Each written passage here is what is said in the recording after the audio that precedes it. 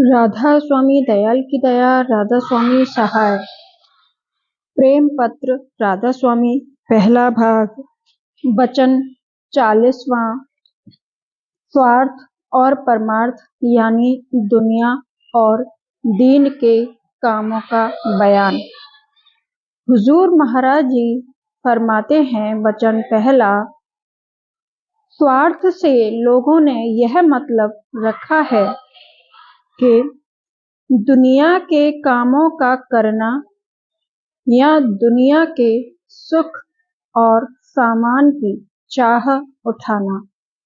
और उसकी प्राप्ति के निमित्त संसारी या परमार्थी जतन करना। वचन दूसरा, और परमार्थ से यह गरज रखी है कि मरने के बाद और लोकों में भारी सुख हासिल करने के वास्ते जतन या काम करना या अपनी मुक्ति के लिए जो जुगत और अभ्यास साध और महात्मा जन बतावें, उनको दुरुस्ती से अंजाम देना और तन मन धन उनकी या मालिक की सेवा में लगाना। वचन तीसरा, संत मत में स्वार्थ और परमार्थ के अर्थ बहुत खोलकर और साफ तौर पर किए गए हैं कि जिसमें किसी तरह का शक नहीं रहे, और मुक्ति की निस्बत भी कहा है कि यह नाम हर एक ने अपने दो मत में बगैर मुकर्रर करने, ठेके और ठिकाने के रख लिया है और उसका पूरा हाल नहीं वर्णन किया है, जिससे साफ मालूम पड़े कि सच्ची मुक्ति किसका नाम है। अब इन लफ्जों के अर्थ जुदा जुदा कहे जाते हैं। वचन चौथा, स्वार्थ नाम उन कामों का है कि जिनके करने से देही के संग चाहे किसी किस्म की होवे, सूक्ष्म या स्थूल, और इस लोक में या दूसरे लोकों में आराम मिले और रस और सुख का भोग करें, और इसी आराम और सुख और मजे की प्राप्ति के लिए चाह उठाना और उस चाह के पूरे होने के वास्ते जतन दरियाफ्त करना या उसमें अभ्यास और कोशिश करना और तन मन धन खर्च करना स्वार्थी काम कहलाता है। ऊपर की लिखी हुई दफा में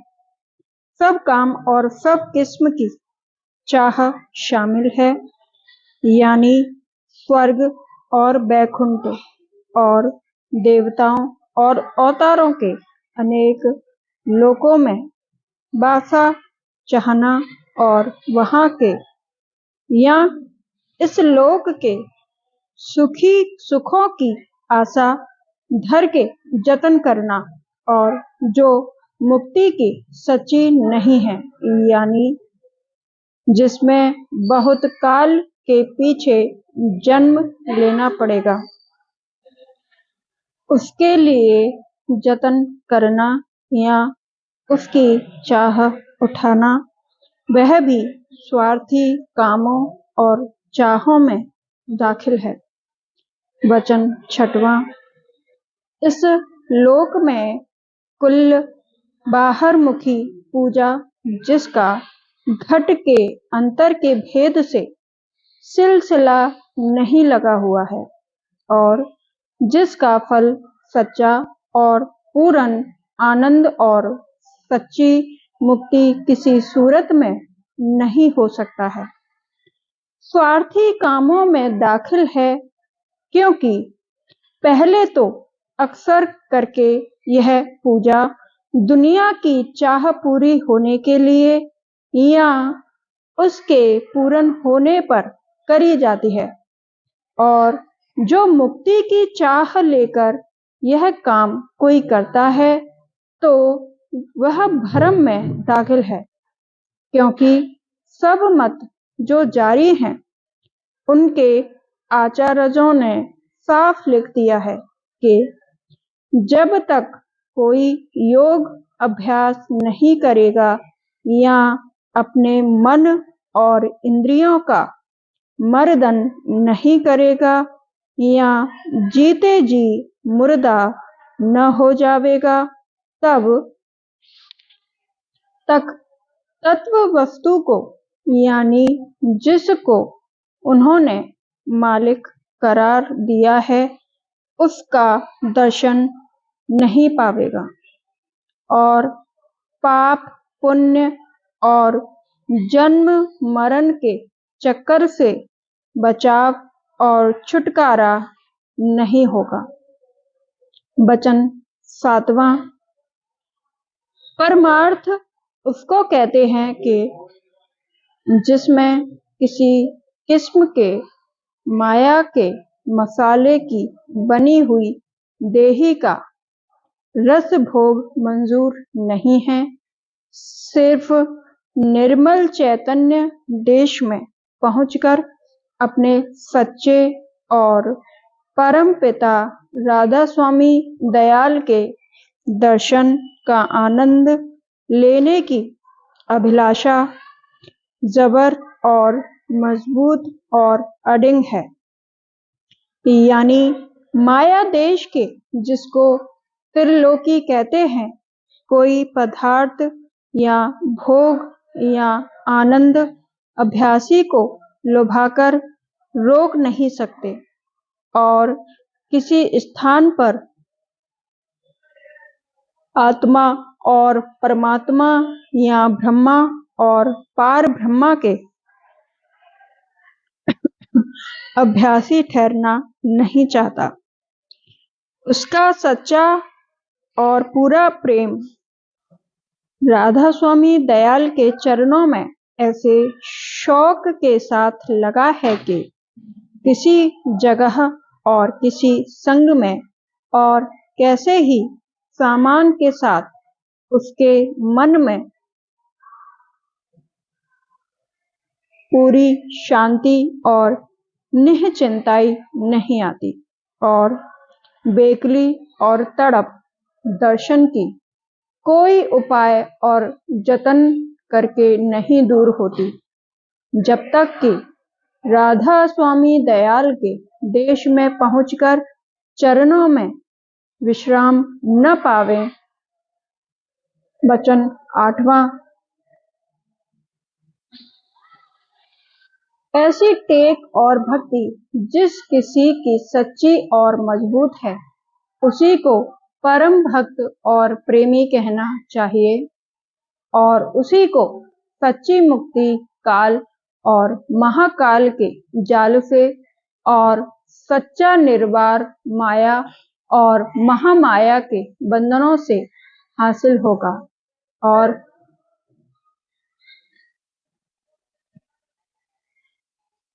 वही निज देश में जो कि प्रेम का भंडार है पहुंचकर अमर और अजर हो जावेगा और महा आनंद को जो कि सदा एक रस रहता है प्राप्त होकर अपने सच्चे माता पिता राधा स्वामी दयाल के दर्शनों का परम विलास करेगा। वचन 9वां। सच्चे परमार्थी और भक्त जन को मुनासिब है कि संतों के मत के मुआफिक स्वार्थ और परमार्थ का भेद समझकर राधा स्वामी दयाल के चरणों का इष्ट धारण करके सच्चा और पक्का और मजबूत इरादा उनके धाम में पहुंचने का करके शुरू करें और संत सतगुरु और उनके सत्संग की शरण लेकर जिस कदर बने कमाई करते जावें और अपने मन को माया के पदार्थों से बचाएं और हटाए हुए रास्ता तय करते जावें, तो एक दिन राधा स्वामी दयाल की दया से निज घर में पहुंचकर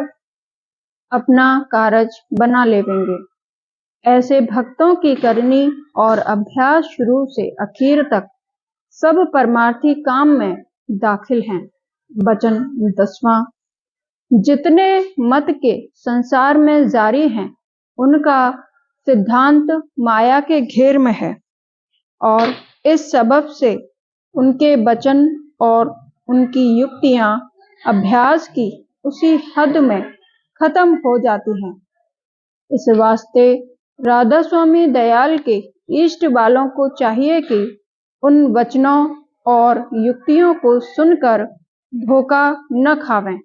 और उन मतवालों की बातें सुनकर या उनकी किताबें पढ़कर भरम न जावें और अपना इरादा राधा स्वामी देश में पहुंचने का ढीला न करें, नहीं तो किसी न किसी स्थान पर रास्ते में अटक जावेंगे और जन्म मरण से उनका सच्चा छुटकारा नहीं होगा। वचन 11वां। राधा स्वामी दयाल अपने सच्चे भक्तों को आप प्यार करते हैं और हर तरह से उनकी संभाल और रक्षा करते रहते हैं और जो वे अपना इरादा मजबूत रखेंगे और राधा स्वामी दयाल की दया का भरोसा और यकीन करेंगे तो वे हर हालत में उनको आप माया और काल के चक्करों से बचाकर सीधे रास्ते से अपने देश में ले जावेंगे और अपने दर्शनों का परम आनंद बख्शेंगे और रास्ते में कहीं धोखा नहीं खाने देंगे। पर अभ्यासी भक्त को चाहिए कि प्रीत और प्रतीत उनके चरणों में बढ़ाता जावे और संशय और भ्रम अपने चित्त में न लावे और जब कभी कोई संशय और भ्रम उठे उसको सत्संग में फौरन जाहिर करके दूर करावें और अपने कई बलहीन और असमर्थ जानकर जब तब चरणों में वास्ते प्राप्ति मेहर और दया और अपनी संभाल के प्रार्थना करता रहे। राधा स्वामी दयाल की दया, राधा स्वामी सहाय, राधा स्वामी।